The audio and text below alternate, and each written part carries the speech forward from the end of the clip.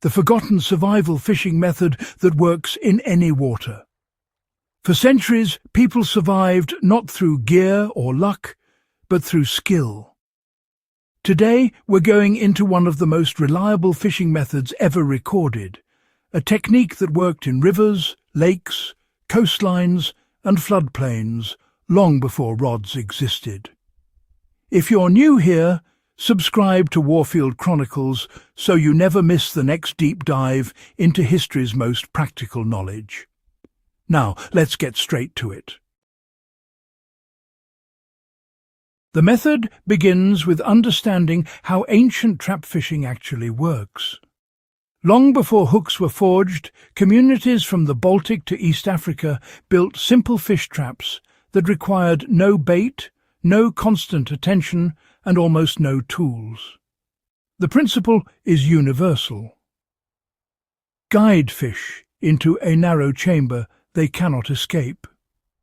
Every region adapted it to the local terrain, which is why this method appears in Viking settlements, Native American river villages, and early agrarian Europe. The structure was usually made from woven branches, split reeds, or stacked stones shaped into a funnel. Once fish swam in, the flow of the water kept them facing forward, making escape nearly impossible. The funnel trap is the core of this method and works in moving or still water. A funnel trap is built with a wide mouth that narrows toward an inner chamber. The funnel creates a natural one-way entry. In rivers, traps were anchored where the current guided fish through the opening.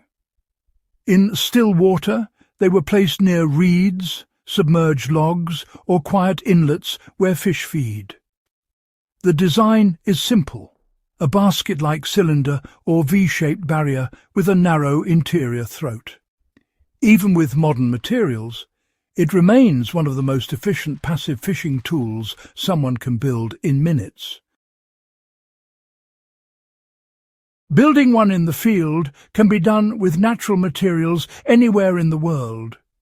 If you're near a forested or bushy area, flexible branches like willow, bamboo, or young saplings can be bent and woven into a conical frame. Reeds or vines can bind the structure. Stones can be used to sink it, or a wooden stake can anchor it to the riverbed. In coastal regions, historical accounts show people shaping rock funnels at low tide, letting the ocean deliver fish directly into the enclosure as the tide receded.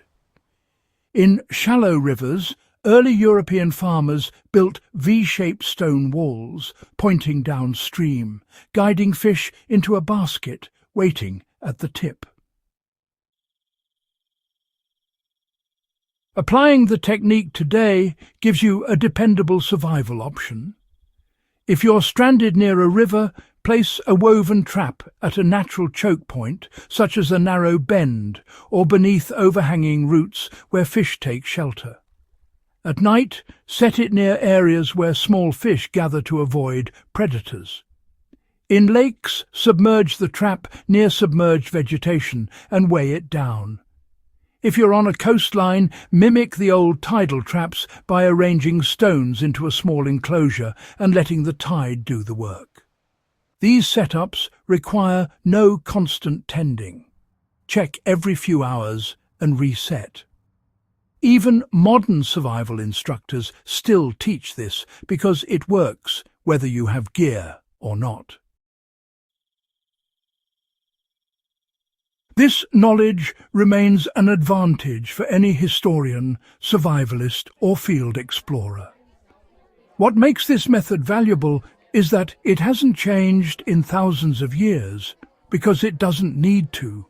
Its simplicity is its power. If you found this guide useful, subscribe to Warfield Chronicles and share this with someone who would appreciate real historical survival knowledge.